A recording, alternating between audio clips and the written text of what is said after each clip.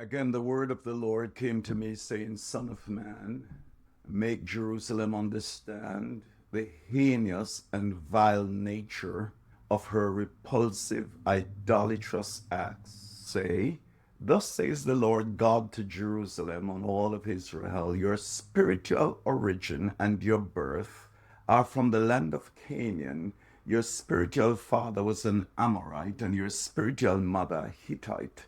As for your birth, on the day you were born, your navel cord was not cut, nor were you washed with water for cleansing, nor were you rubbed with salt, even wrapped in cloth. No eye looked with pity on you to do any of these things for you, to have compassion on you.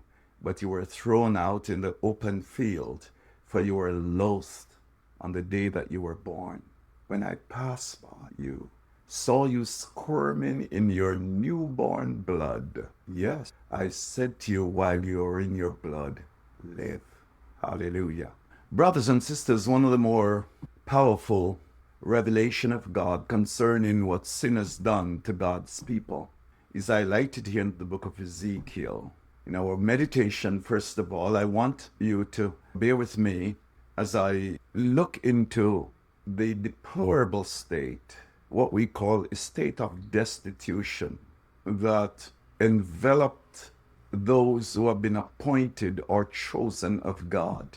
Be aware that if God has summoned you to himself to be for the praise of his glory, your life will experience intense opposition.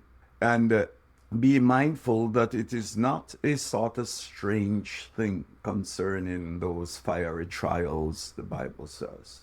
But the adversary, alongside the culture, alongside our generational depravities, will ultimately affect whether or not our behaviors, our attitudes, and our thoughts pleases our God.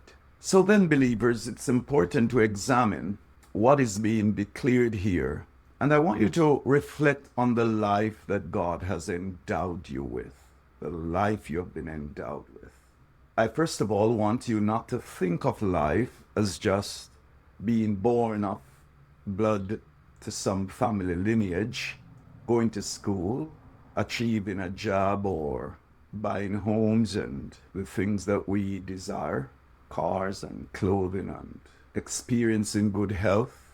While all of those affect our earth life, we want to be mindful that when God speaks of life and when God makes the divine imperative that says, live, I want you to stop to think. Israel was not about just going into a land flowing with milk and honey. They were an eternal people who lived an aspect of their eternality on planet Earth. But the rest of their lives had to be lived in the presence of God forever.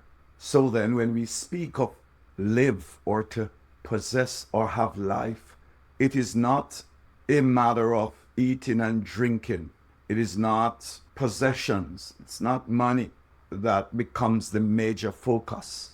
We're talking about a life that springs out of death.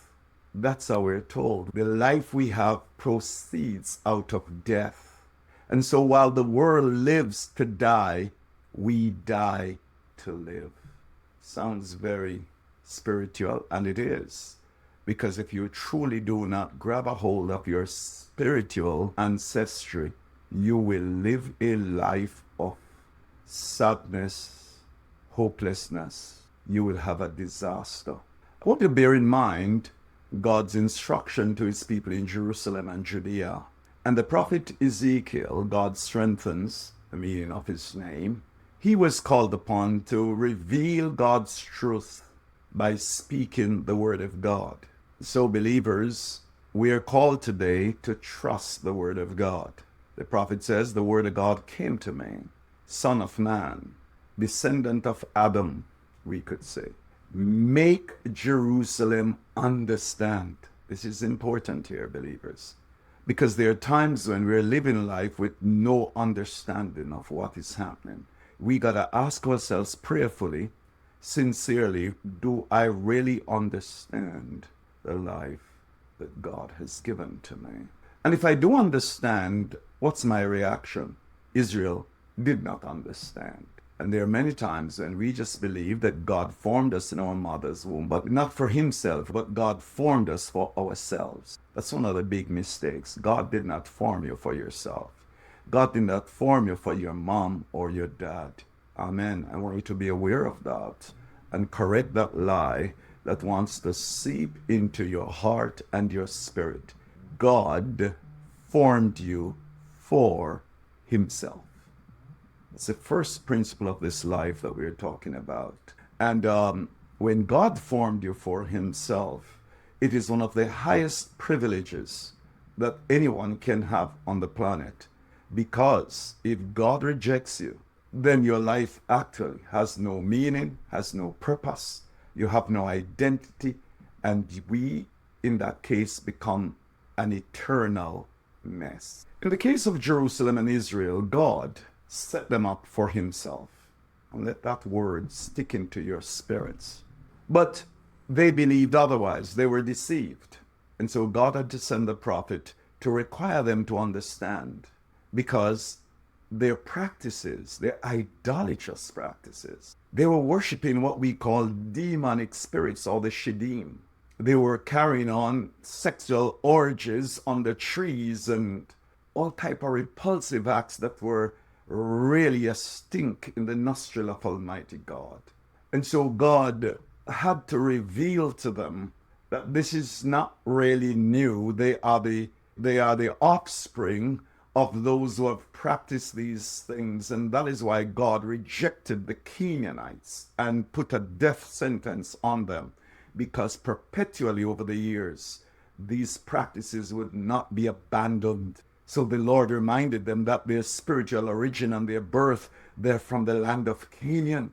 They went there to convert the land, to give the land the knowledge of God. Instead, the land converted them. The very things that Yahweh hated and despised in the life of the Canaanites, the exact things Israel, those who were new creatures in God, found themselves practicing. The spiritual father was an Amorite and the mama a Hittite. And those are the practices. But he said that when you came to birth, when you came to parturition, when you got to that place where you were separated from your mama, the things that should have been done to a newborn, he's talking to a people, a nation, a people he loved. The things that should have been done weren't done. Your umbilical cord or your navel was not cut. You were not bathed, and all of the remnants that came from the womb with you, we call it blood, water, meconium, and since these things were not removed from you, we did not use some saline to clean you up, and you were just a mess. Nobody's eyes looked with pity on you. Nobody had compassion on you. But you were literally left for dead. You were thrown out in the field, for you were loathed. In other words, people's stomach turned when they saw you. So pitiful was your condition that there was nothing welcoming. Can you believe when God utilized this scenario that he was saying most people are drawn to babies, most people love babies, and they know how beautiful and nice babies are. And God is saying when you were born, nobody had that sort of review of your life. You were literally a disgrace. Sin does that to us, disable us, leaves us in a deplorable state. We're destitute for physical help, mental help, loving help. But verse 6 is where I want to capture your minds now. Yahweh says, I passed by you, glory to God, and I saw you struggling for life, squirming in your newborn blood, and you're just hanging on for dear life. Your life was at the point of being extinguished because you were still attached to your dead afterbirth. I said to you while you were in your blood, live. Amen. I am in your devotional this week, or whichever time you have an opportunity to get to this. I want you to hang on to the solid word of God. He has pronounced. How do you know, Pastor? The fact that you are listening to this broadcast is a testimony that God's divine imperative that summons you to life is upon your life right now.